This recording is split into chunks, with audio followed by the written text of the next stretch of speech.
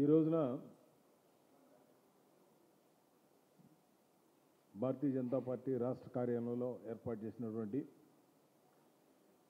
పత్రికా విలేకరుల సమావేశానికి విచ్చేసినటువంటి ప్రింట్ మీడియా అదేవిధంగా ఎలక్ట్రానిక్ మీడియా అందరికీ కూడా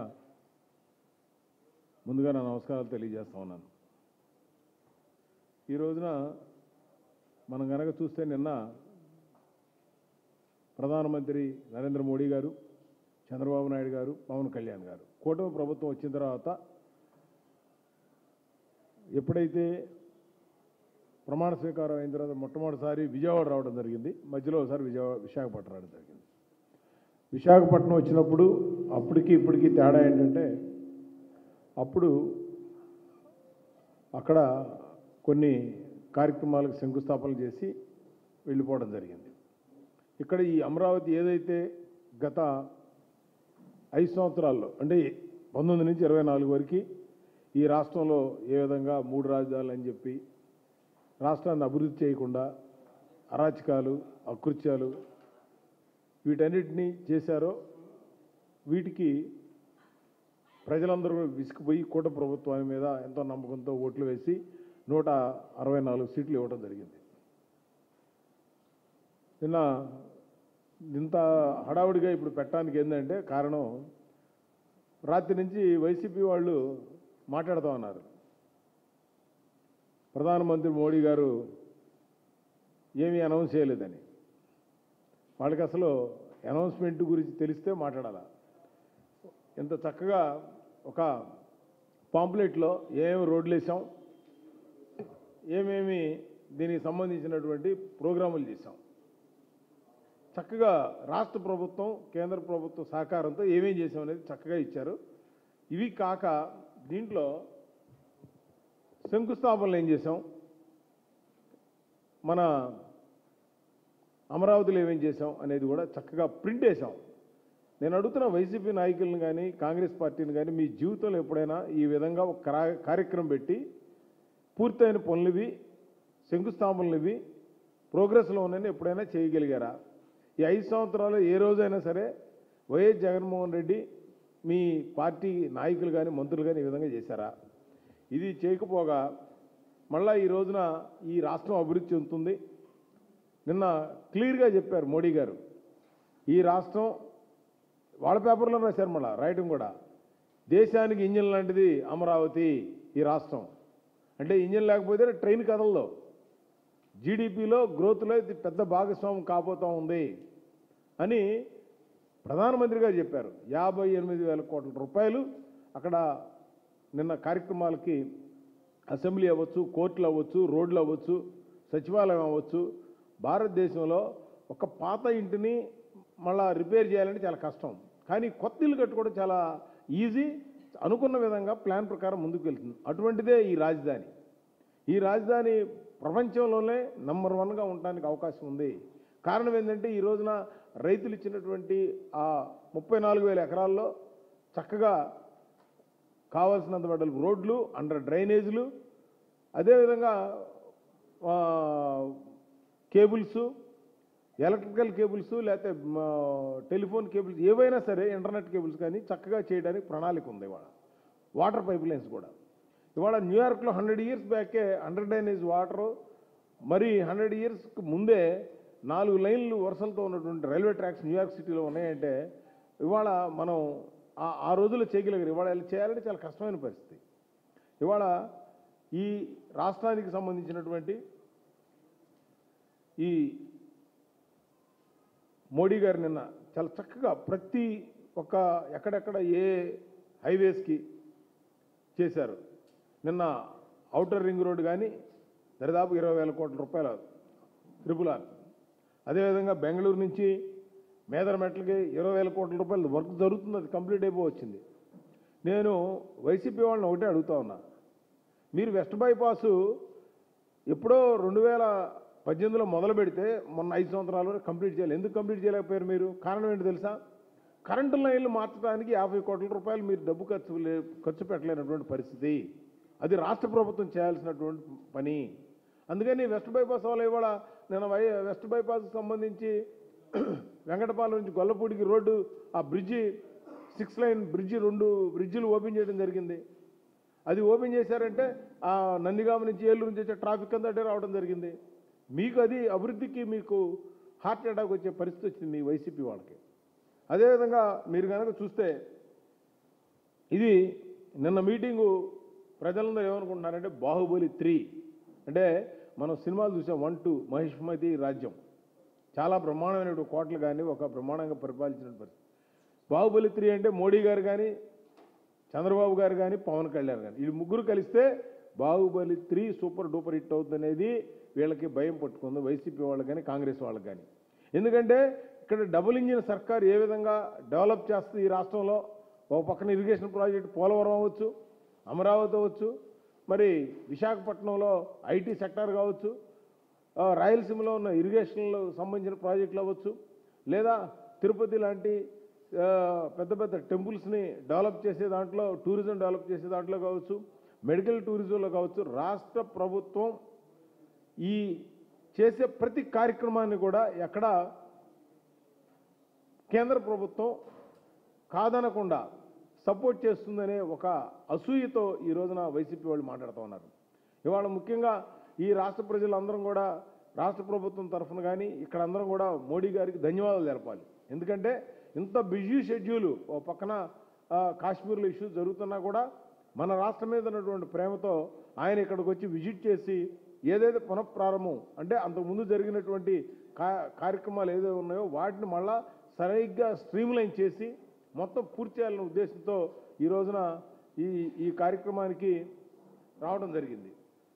నేను అనేది ఏంటంటే రాష్ట్రంలో ఉన్నటువంటి కమ్యూనిస్ట్ పార్టీలు ఉన్నారు, వీళ్ళు కూడా ఏది పడితే అది మాట్లాడుతూ ఉన్నారు.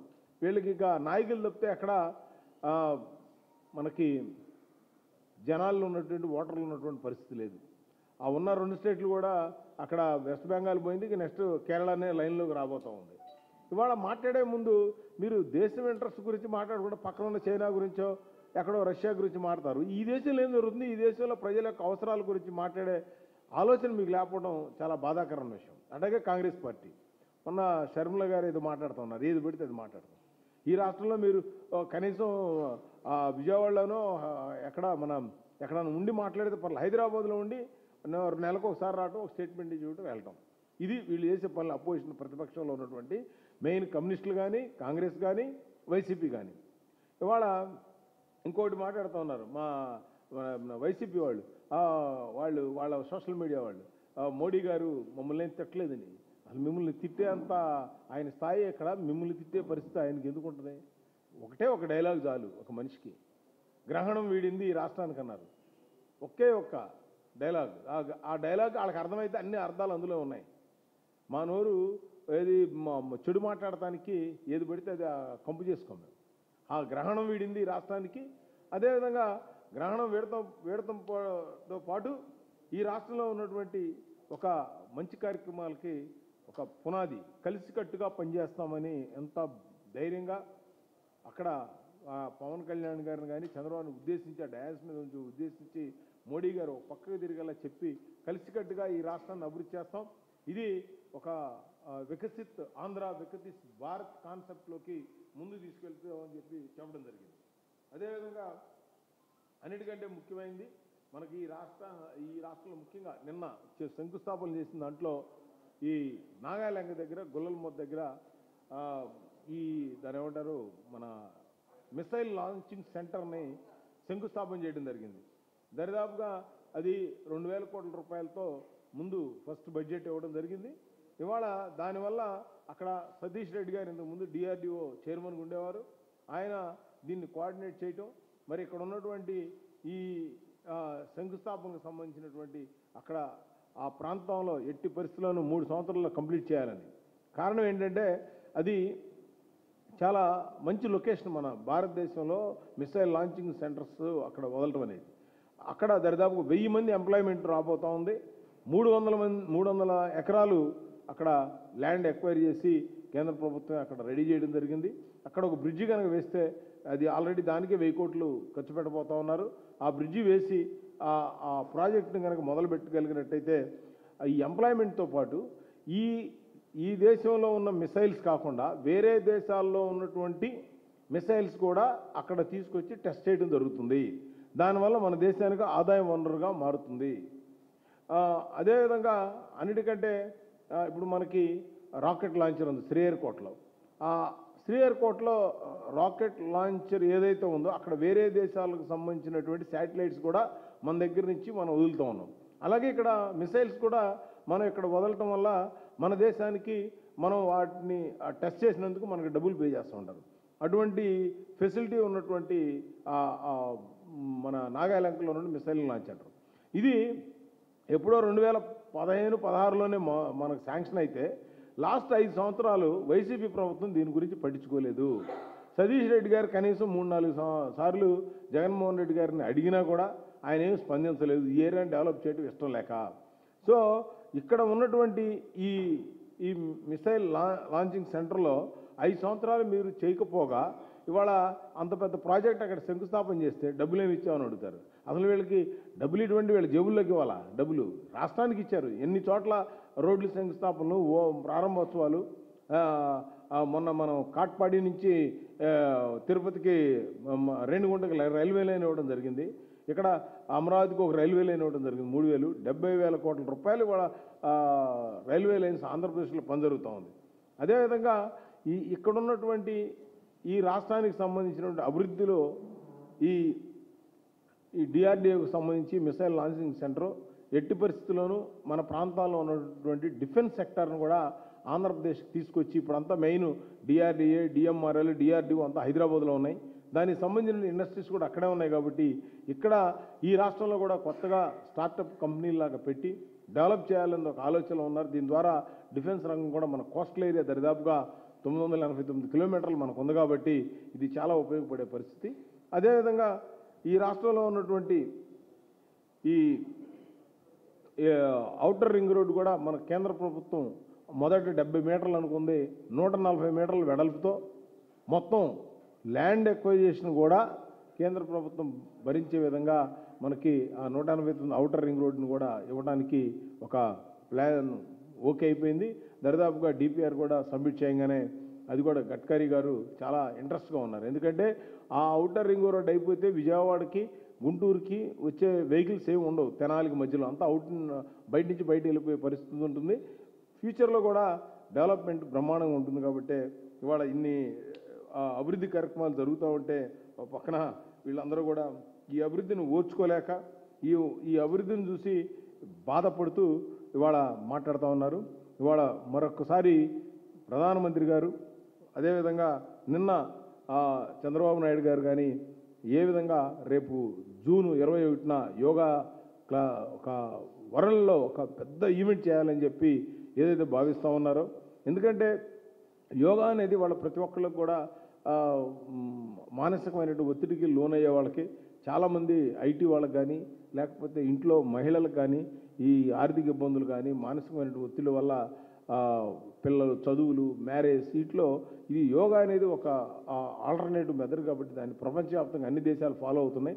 దీన్ని ఒక రికార్డు స్థాయిలో చేయాలి అనే ఒక మంచి ఉద్దేశంతో మోడీ గారు చెప్పటం, అది నిన్న చంద్రబాబు నాయుడు గారు అడగంగానే దాన్ని కూడా ఇక్కడ బ్రహ్మాండంగా చేద్దామని చెప్పడం అదొక మంచి ఆలోచన. అదేవిధంగా ఈ యొక్క కార్యక్రమానికి వచ్చి ఈ రాష్ట్రం ఏదైతే అమరావతి రైతులు భయపడాలని పని లేదు. ఇంకొకటి కూడా మాట్లాడుతూ ఉన్నారు పక్క నుంచి. నిన్న మన చంద్రబాబు నాయుడు గారు ఒక 44,000 ఎకరాలు మేము ఎక్వైరీ చేసి అక్కడ ఎయిర్పోర్ట్ కడతాం, డెవలప్మెంట్ చేస్తామంటే, అరే రైతులు వచ్చి ముందుకు ఇస్తానంటే వీళ్ళు ఇస్తే 1 ఎకరం కూడా ఎవరు, ఒక వైసీపీ వాళ్ళు 1 ఎకరం ఏమనండి ఎవరు, ఎందుకు ఎవరంటే వాళ్ళు ఇస్తే ఒక 100 ఎకరాలు ఇస్తే వాళ్ళే ఆక్రమించుకుంటారు. అందుకని ఈ కూటమి మీద నమ్మకంతో 44,000 ఎకరాలు ఇవ్వడానికి కూడా సిద్ధపడతా ఉన్నారు. దానివల్ల ఇంటర్నేషనల్ గ్రీన్ఫీల్డ్ ఎయిర్పోర్ట్ కట్టడానికి ఆయన ఒక ప్రపోజలు. ఎందుకంటే వాళ్ళ టాటా వాళ్ళకి బ్రహ్మాండమైనటువంటి ఎయిర్లైన్స్ వాళ్ళ చేతుల్లో ఉంది. ప్రపంచంలో ఇక్కడ కనుక ఉంటే ఇటు చైనా, శ్రీలంక, థాయిలాండ్, సింగపూర్ నుంచి మరి ఇటు యూరప్ వెళ్ళాలన్నా, అమెరికా వెళ్ళాలన్నా కూడా మన ఆంధ్రప్రదేశ్లో పర్టికులర్గా అమరావతి మంచి సెంటర్ పాయింట్. ఇప్పుడు దుబాయ్ ఏ విధంగా ఉందో అటువంటి సెంటర్ పాయింట్ అవుతుంది. కాబట్టి అలాంటి మంచి లొకేషన్లో మనం ఉన్నాం. ఫ్లైట్ టేకాఫ్ తీసుకోగానే 3-4 మినిట్స్లోనే సముద్రంలోకి వెళ్ళి అక్కడి నుంచి ఏ కంట్రీకి అని వెళ్ళే పరిస్థితి ఉంది. ఇటు నుంచి కూడా ఒక హాఫ్ అన్ అవర్ 1 అవర్ ఇటు ప్రయాణం చేస్తే బెంగళూరు నుంచి ఇటు ఇంటర్నేషనల్ వాటర్లోకి వెళ్ళే పరిస్థితి ఉంది. మీకు చాలా చోట్లకి జర్నీ తగ్గే అవకాశం ఈ యొక్క అమరావతి ప్రాంతంలో ఉండటం వల్ల ఇంటర్నేషనల్ ఒక ఎయిర్పోర్ట్ గ్రీన్ఫీల్డ్ ఎయిర్పోర్ట్ రావడానికి అవకాశం ఉందనే ఉద్దేశంతో చంద్రబాబు గారు చెప్పడం, దానికి కూడా వీళ్ళు ఓర్చుకోలేక మాట్లాడుతూ ఉన్నారు. ముఖ్యంగా ఈ యొక్క అమరావతి రాజధాని మీరందరూ కూడా మరలా 3 సంవత్సరాల తర్వాత ఈ డేట్ అండ్ టైం ఈ రాష్ట్ర ప్రజలు గుర్తుపెట్టుకోండి. ఒక బ్రహ్మాండమైనటువంటి ఎవరు ఊహించని విధమైన రాజధాని రాబోతూ ఉంది. దానికి ఇవాళ 58,000 కోట్లు కాదు, ఇంకా ఎంతైనా డబ్బులు ఖర్చు పెట్టడానికి కేంద్రం ఇవ్వడానికి కూడా సిద్ధపడతా ఉంది. అదేమంటే గ్రాంట్ ఇచ్చారా, అప్పు ఇచ్చారా, రకరకాలుగా మాట్లాడుతూ ఉంటారు. వీళ్ళు ఇవాళ అమెరికా వెళ్ళే స్టూడెంట్లు అందరూ కూడా అమెరికా వెళ్తా ఇక్కడ లోన్ తీసుకొని వెళ్తారు. వెళ్ళిన తర్వాత ఉద్యోగ రాగానే 3 నెలలు లోన్ పే చేస్తారు. ఇక్కడ జిఎస్టీ పెరిగితే ఆటోమేటిక్గా జనాల్లో పర్చేసింగ్ పవర్ పెరుగుతుంది, రాష్ట్ర రెవెన్యూ పెరుగుతుంది, రాష్ట్రంలో ఉన్నటువంటి అన్ని రకాల వనరులు పెరుగుతాయి. కాబట్టి ఒక పక్కన మనకి 3 కొత్త పోర్టు రాబోతూ ఉన్నాయి. రామాయంపేట కానీ, అదేవిధంగా బాపనపాడు కానీ, మచిలీపట్నం కానీ, ఈ పోర్టులు కూడా కన్స్ట్రక్షన్ జరుగుతూ ఉన్నాయి. వీటితో పాటు ఒక 8 ఫిషింగ్ హార్బర్లు కూడా 350 కోట్ల రూపాయలతో ఒక్కొక్కటి, అవి కూడా కన్స్ట్రక్షన్ 3 అయిపోయినాయి, ఇంకా 5 జరుగుతూ ఉన్నాయి. ఈ రాష్ట్రంలో సీ కోస్ట్ను పూర్తిగా బ్రహ్మాండంగా దాన్ని అభివృద్ధి చేసి తద్వారా రెవెన్యూని పెంచేదానికి కేంద్ర రాష్ట్ర ప్రభుత్వాలు ఈ రోజున ఈ డబుల్ ఇంజిన్ సర్కారు ఏ విధంగా సక్సెస్గా ముందుకు వెళ్తూ ఉందో మనం చూసేదానికి మంచి అవకాశం వచ్చింది. అందుకనే ఈ అమరావతి శంకుస్థాపన పునఃప్రారంభం అదైతే మనం నిన్న జరిగిందో, దీని సందర్భంగా వైసీపీ వాళ్ళు ఇప్పటికైనా మీరు ఈ రాష్ట్రంలో జరిగే అభివృద్ధిని చూసి మీరు ప్రశాంతంగా నిద్రపోండి. కనీసం రాష్ట్రం అభివృద్ధి చెందుతుంది, మీకు నిద్ర పట్టట్లేదు. అందుకని మరొకసారి ప్రధానమంత్రి గారికి ధన్యవాదాలు తెలుపుతూ, మరి ఈ కార్యక్రమం ఏదైతే జరిగిందో ప్రజలందరూ కూడా నిన్న బాగా వచ్చి ఎటువంటి ఇబ్బందులు లేకుండా అందరూ వాళ్ళు వెళ్ళినందుకు భగవంతుడు కూడా వర్షాలు నిన్న పడకుండా అంతా భగవంతుడు కూడా అనుకూలించే విధంగా జరిగినందుకు మరొకసారికి భగవంతుడు కూడా అదేవిధంగా ప్రజలందరికీ విచ్చేసిన వారికి ధన్యవాదాలు తెలుపుతూ సెలవు తీసుకుంటున్నాను.